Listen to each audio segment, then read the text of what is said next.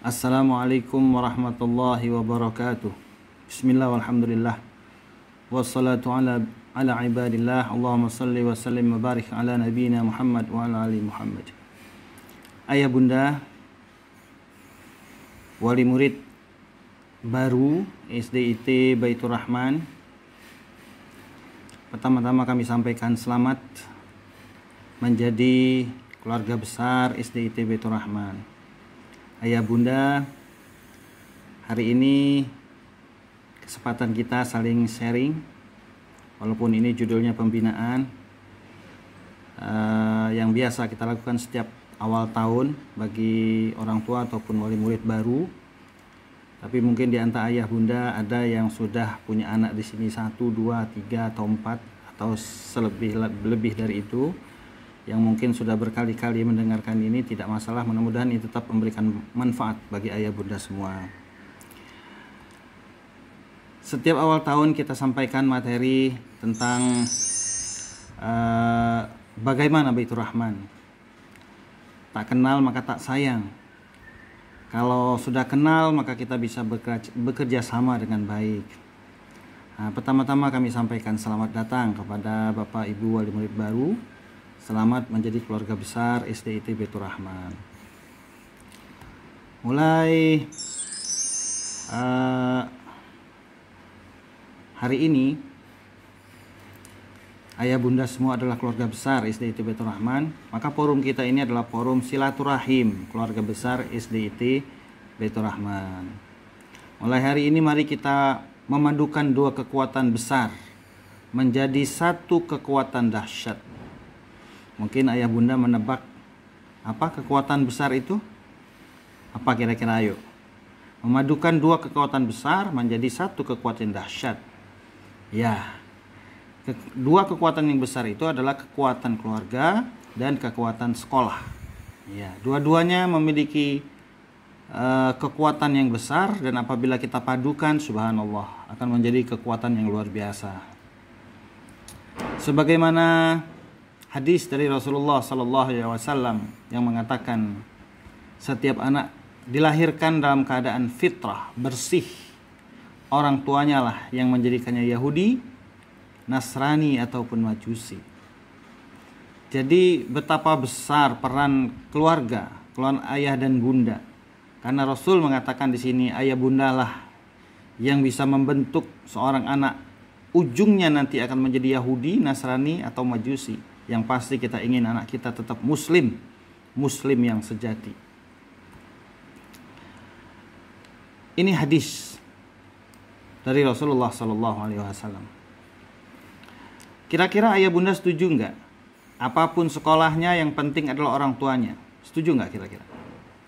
Ya, memang kenyataannya demikian.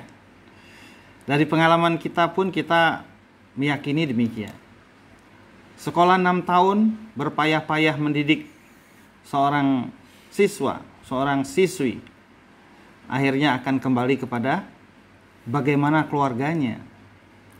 6 tahun kita didik anak agar menutup auratnya, karena menutup aurat itu wajib, jilbab itu wajib. Setelah 6 tahun aurat dibuka karena kebetulan bundanya buka aurat. Ya, itulah arti dari apapun sekolahnya, yang penting adalah orang tuanya.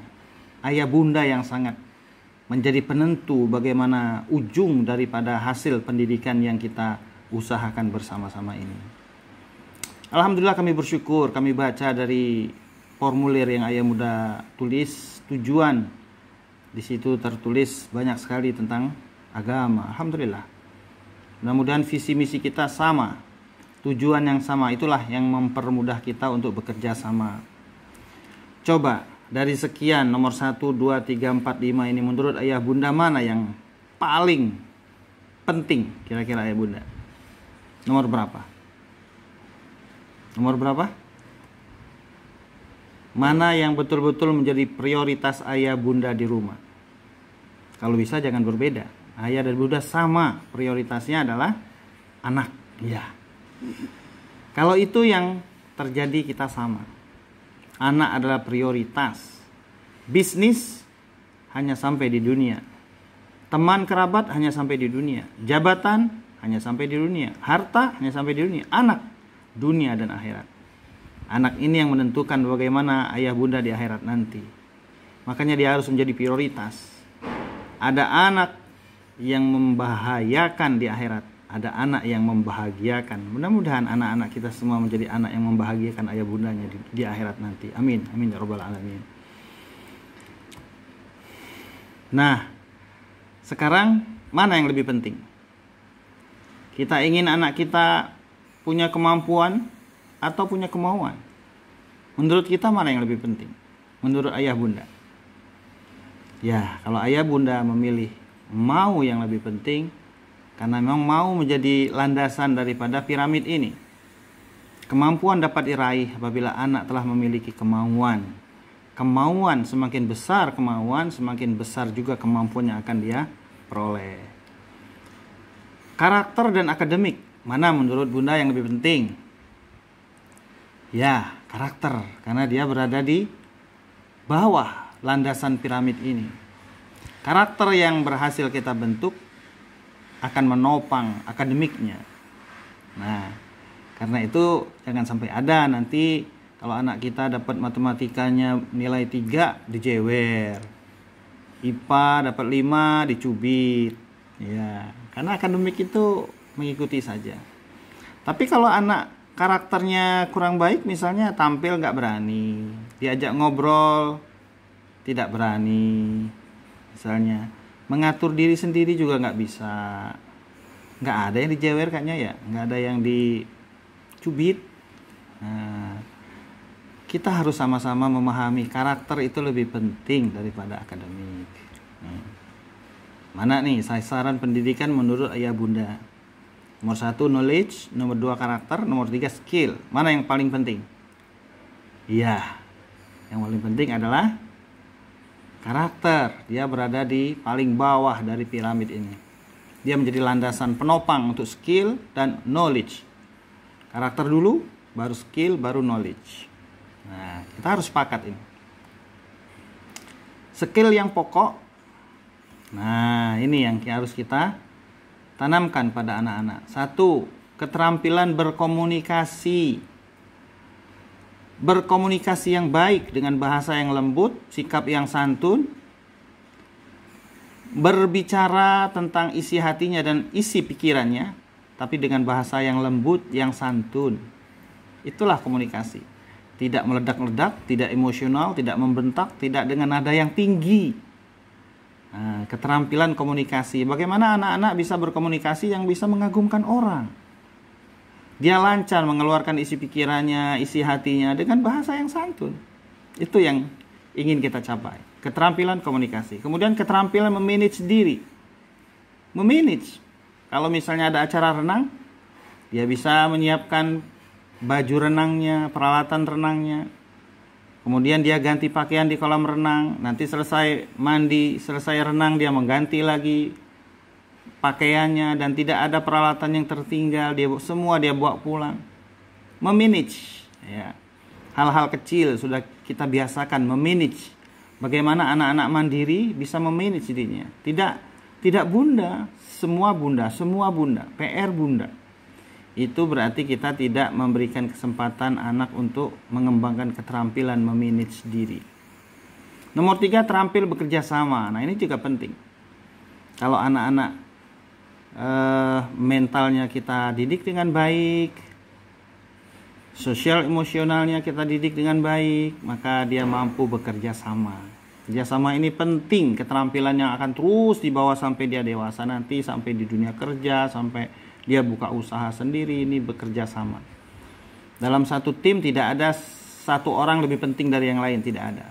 Sebagaimana mobil, tidak ada misalnya ban merasa lebih penting daripada mesin, atau mesin merasa lebih penting daripada setir. Semua memiliki bagian-bagian yang penting dan satu kesatuan, kerjasama, sehingga terjadilah mobil yang bisa jalan dengan baik. Oke, kita lanjut. Sekarang karakter. Ini yang kita kembangkan di sini.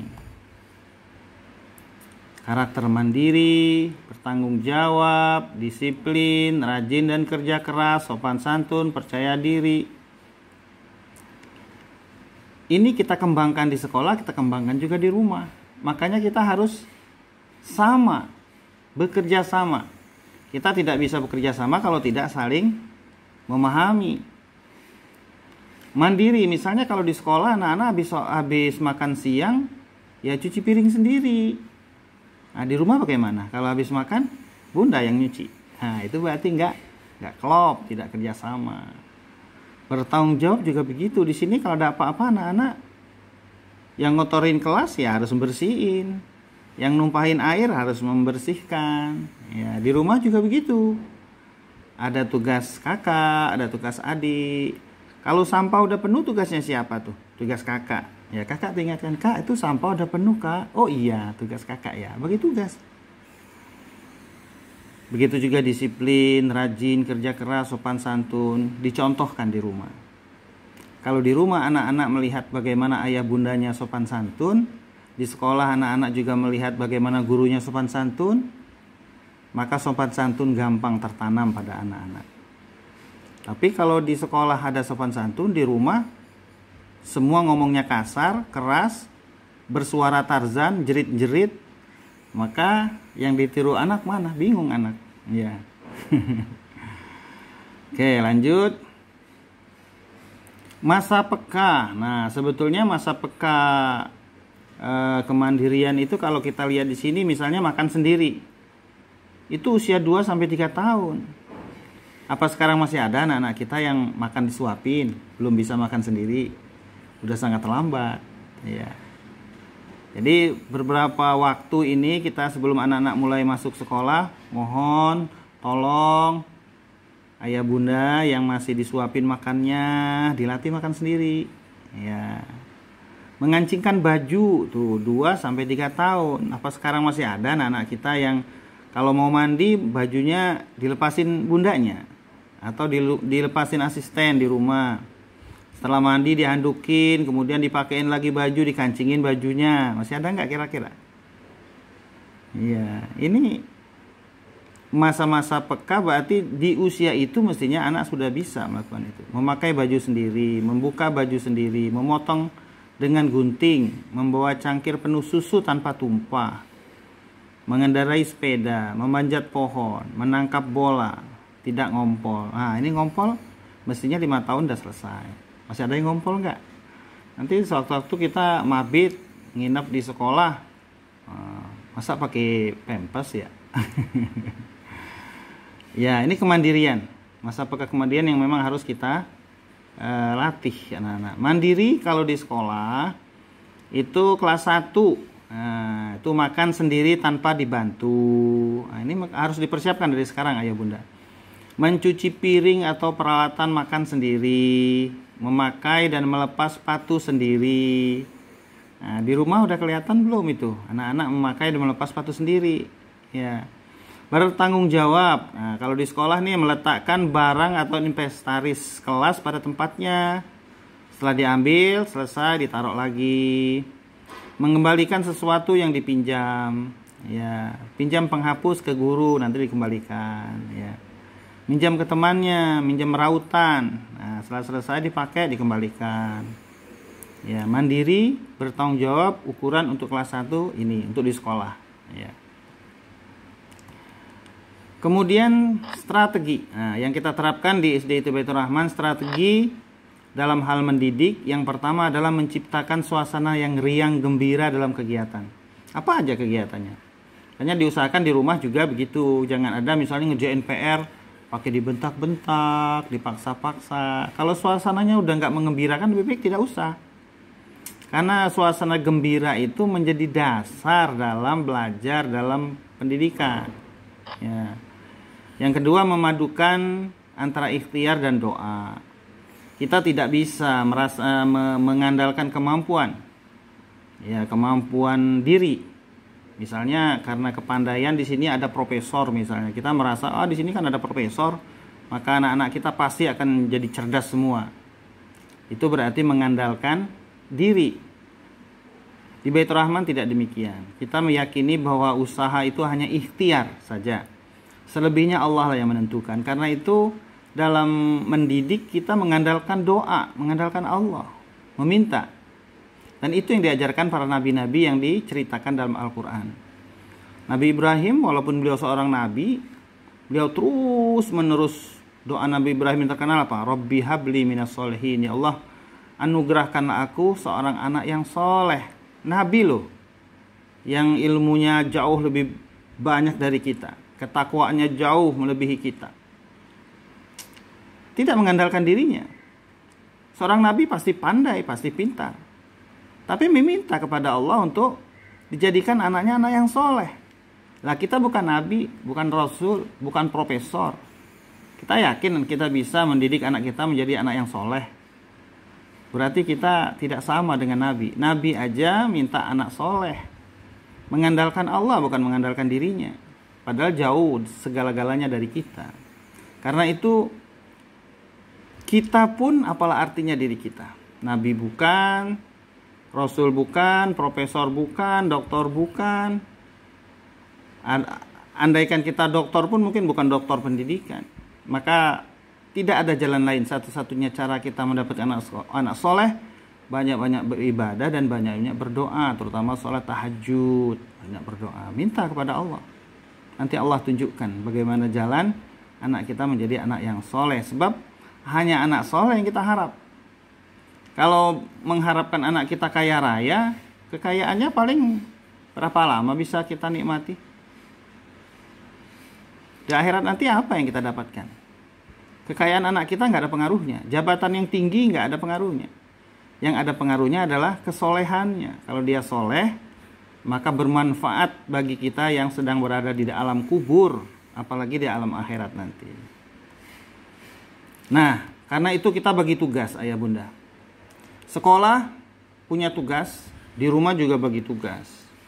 Tidak bisa kata ayah bunda, kami kan udah bayar pak, udah bayar mahal. Masa sih kami dikasih tugas lagi? Sekolah aja apa tugasnya? Udah deh semuanya tugas sekolah. Gak bisa ya bunda. Sebaik apapun sekolah, kan tadi udah sepakat. Sekolah yang terbaik adalah orang tuanya. Sekolah terbaik di rumah. Jadi maaf, sekali lagi mohon maaf, kita memang harus bagi tugas. Nah, tugas orang tua di rumah ada beberapa nih.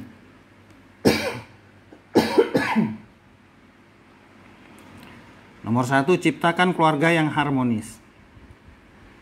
Nomor 2, sholat 5 waktu berjamaah. Nomor 3, rutin tilawah Al-Quran. Nomor 4, berbusana muslim muslimah. Nomor 5, bergiat bangun di pagi hari. Menyediakan waktu bersama anak-anak. Memotivasi anak menjadi mandiri. Ini keluarga yang harmonis ini dasar loh. Tidak mungkin anak kita tumbuh menjadi lebih baik kalau di keluarganya amburadul. Di keluarga banyak pertengkaran, banyak percekcokan, banyak kata-kata kasar, tidak ada kasih sayang. Rasanya mustahil deh. Dan di sekolah juga akan kelihatan anak-anak yang di rumahnya suasana sumpek ya, akan terbawa.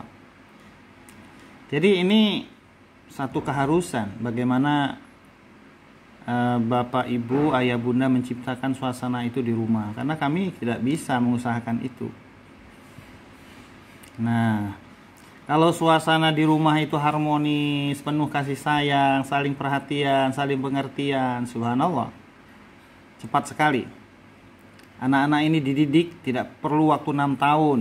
2 tahun, 3 tahun akan kelihatan hasilnya. Gitu ayah bunda ya. Ini tugas ya untuk ayah bunda di rumah.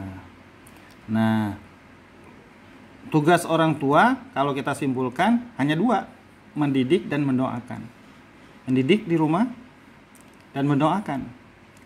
Jangan dikurangi. Ini cuma 2 loh. Kalau guru nanti 3.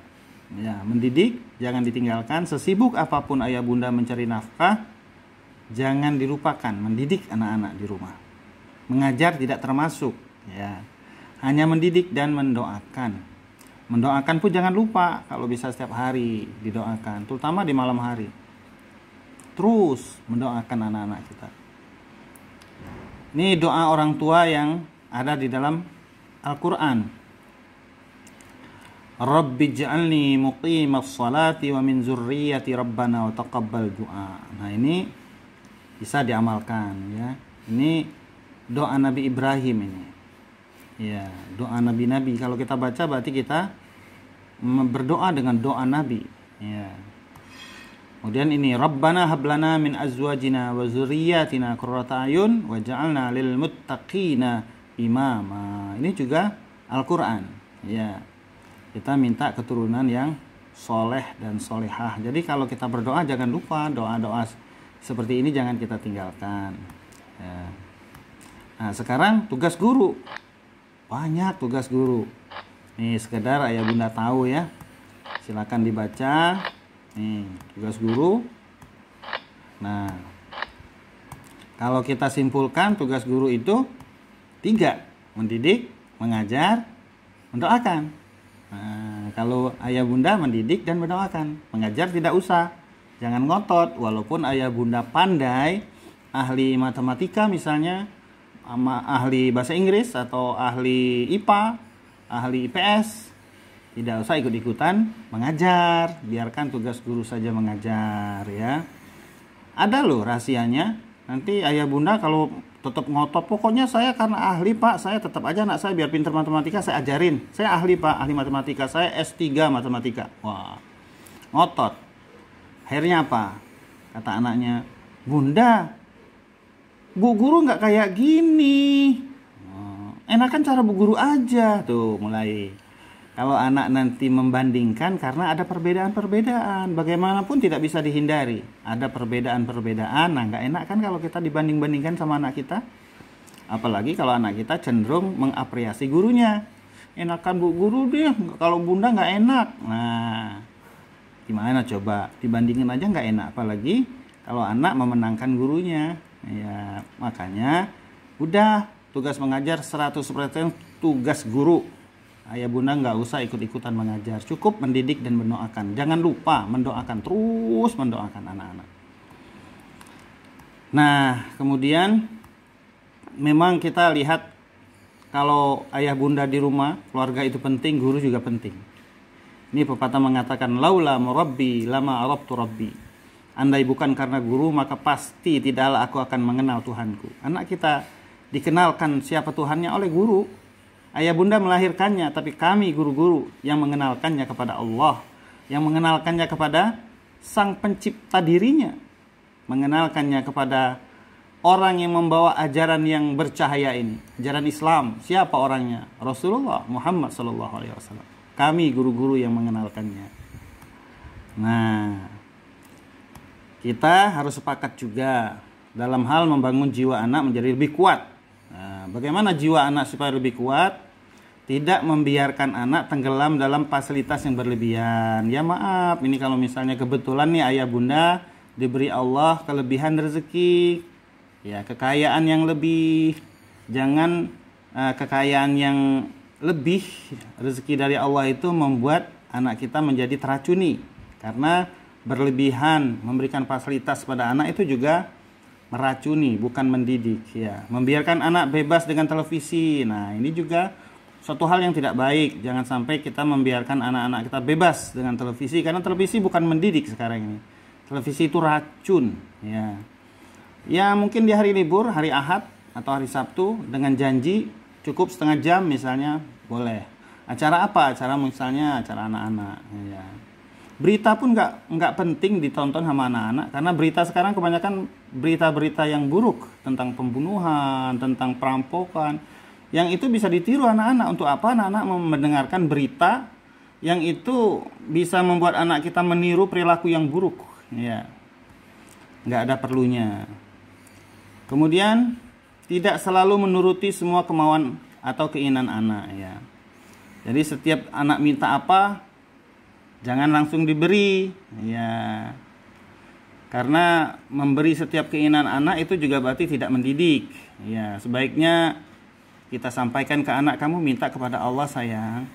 Allah yang memiliki segala-galanya. Nanti Allah beri melalui bunda atau melalui ayah. Ya, minta kepada Allah. Nah, itu. Ini juga menanamkan tauhid pada anak-anak bahwa kita ini lemah sebetulnya. Allah yang memiliki segala-galanya, ya. Tidak membanding-bandingkan anak dengan orang lain ataupun saudaranya sendiri. Nah, ini hati-hati membandingkan, jangan sampai kita membuat anak-anak menjadi lemah karena sering membandingkan dengan saudaranya. Memberikan hukuman yang mendidik jika anak melakukan kesalahan yang fatal. Kesalahan yang fatal ya Bunda. Kalau tidak fatal lebih baik kita abaikan, ya. Karena kita lebih baik banyak memberikan hadiah, pujian, perhatian, pelukan, ya, daripada kita menghukum. Ya, menghukum itu sekali-sekali saja. Itu kalau memang ada hal-hal yang sangat penting banget, ya, hal-hal yang urgent, ya. Pendidikan yang sangat dianjurkan adalah menanamkan rasa tanggung jawab sejak dini. Nah, kalau anak-anak diberi kasih sayang dengan porsi dosis yang pas, maka itu sangat baik. Jangan kurang, jangan lebih. Kalau lebih itu namanya memanjakan. Melayani anak berlebih-lebihan. Apa resikonya kalau kita memberikan kasih sayang dengan dosis yang lebih? Ya, kelebihan dosis itu akan membuat anak kehilangan rasa tanggung jawab, ya. Kalau kurang, rasa kasih sayang kita berikan itu akan membuat kelaparan, lapar kasih sayang. Kalau lebih, memanjakan, ya. Berlebih-lebih memberikan kasih sayang pada anak itu berarti memanjakan, ya. Memanjakan itu berakibat anak kita tidak memiliki rasa tanggung jawab. Nauzubillah. Tanggung jawab ini paling penting. Kalau anak kita nggak memiliki tanggung jawab, lihatlah orang-orang yang sudah dewasa yang tidak punya rasa tanggung jawab. Suami yang tidak bertanggung jawab kira-kira seperti apa? Istri yang tidak bertanggung jawab seperti apa? Iya.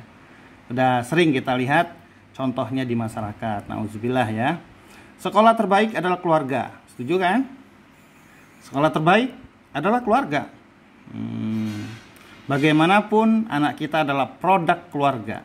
Ayah bunda yang mendidiknya pertama kali. Nah, maka pendidikan selanjutnya juga pendidikan ayah bunda, pendidikan keluarga, dan seterusnya juga ayah bunda. Ayah bunda yang menentukan. Ya. Maka kita sebut di sini sekolah terbaik adalah keluarga. Lalu sekolah di mana letaknya? Nah, sekolah itu mendukung, ya, mensupport, ya. Kita akan memberikan support, meluruskan. Mungkin ayah bunda visinya belum jelas, kita perjelas. Ini visi kita. Nah, ayah bunda tinggal ngikutin, mendukung visi misi sekolah, ya. Sukses pendidikan itu artinya pendidikan yang sukses adalah pendidikan yang mampu mengantarkan anak-anak menjadi, pertama adalah bertakwa dulu, baru berkepribadian, matang, dewasa, baru nomor 3 berilmu, berilmu yang mutakhir dan berprestasi. Nomor 3, jangan nomor 3 jadi nomor 1, ya. Nomor 4 mempunyai rasa kebangsaan, dan nomor 5 berwawasan global. Nomor 1, 2 jangan dilangkahi, ya. Kepribadian yang matang itu penting karena banyak orang udah kakek-kakek, nenek-nenek nggak dewasa karena nggak matang, ya. Tidak dewasa padahal udah usia kakek-kakek, nenek-nenek. Nauzubillah, ya. Anak-anak kalau bisa kelas 4, kelas 5 sudah kelihatan jiwanya matang. Pendidikan yang sukses adalah berhasil menghantarkan anak didiknya menuju gerbang surganya Allah Subhanahu wa taala. Inilah kita sepakati keberhasilan mendidik anak-anak kita apabila kita bareng-bareng masuk surga. Bukan anak yang kaya raya, yang punya pangkat tinggi, gaji besar, rumah mewah, mobil banyak, bukan itu. Sebab itu hanya sementara saja. Hakikatnya kita berharap anak-anak kita sekaya apapun dia, tapi dia rajin sholat 5 waktu. Nah, jangan sampai anak kita kaya raya, sholatnya tinggal. Apa artinya kaya raya? Kalau nggak sholat, di akhirat nanti neraka tempatnya. Untuk apa kita kaya raya kalau akhirnya di akhirat nanti di neraka tempat kita? Kekayaan jabatan sia-sia dong.